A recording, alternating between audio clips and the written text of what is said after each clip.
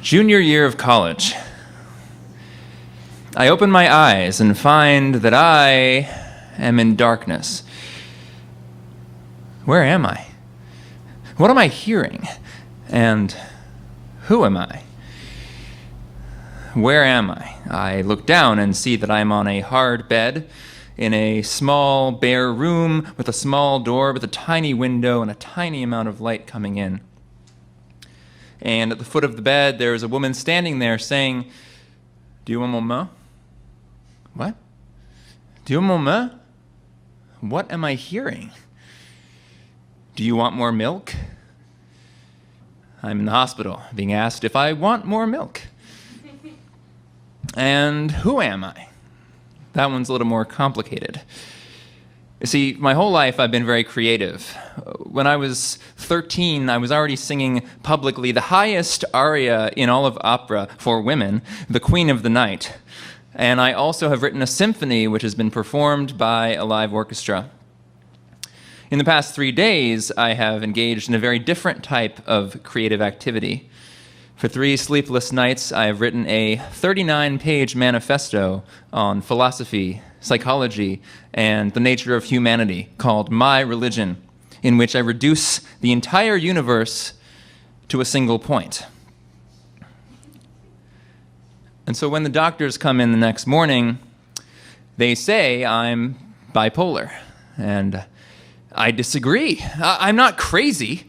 I am organized, I am grounded, I'm in control. I'm not crazy. And so my parents, they convinced the doctors to change the diagnosis from bipolar to mood disorder, not otherwise specified.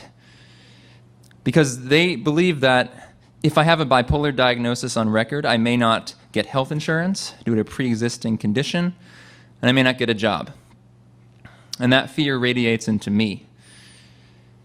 So who do I tell when I get out of the hospital? Well, in high school, I had a collapsed lung and had surgery, and I told people freely, I have a collapsed lung. I'm a hero. I'm a warrior. But when it comes to not a collapse of the lung, but rather an expansion of the mind, I tell almost nobody. And I go for about 8 years in hiding. Until 3 months before my wedding, I open my eyes and find myself in a soft light. Where am I? I look down and see I'm on a soft bed with another bed over there and people in white coats. And what am I hearing? It's a doctor saying, "Mr. Sandler, thank you for cooperating with us this time." And who am I? Well, this time I figure it's the second time it's happened. Might as well go with it. I'm bipolar.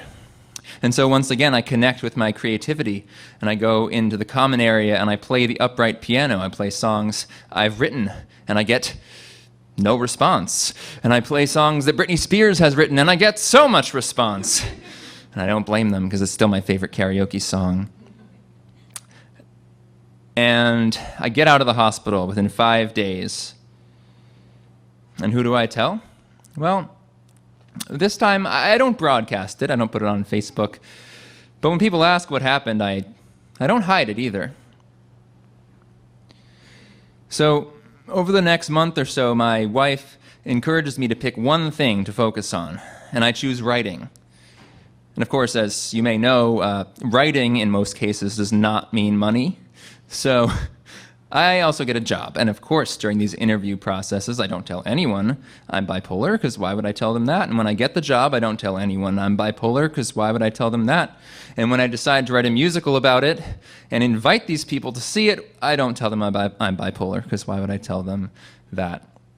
And as I write this musical, I do so first on my laptop at home and on the Staten Island ferry, which is where I live at the time. Well, not the ferry, but Staten Island. And it's mine. It's safe. And I find that as I tell my story, I understand it better and I'm able to heal a bit. And I get to a point where I feel comfortable inviting actors and a director and music director into my living room on Staten Island to go through this show together. I tell 10 people that I'm bipolar.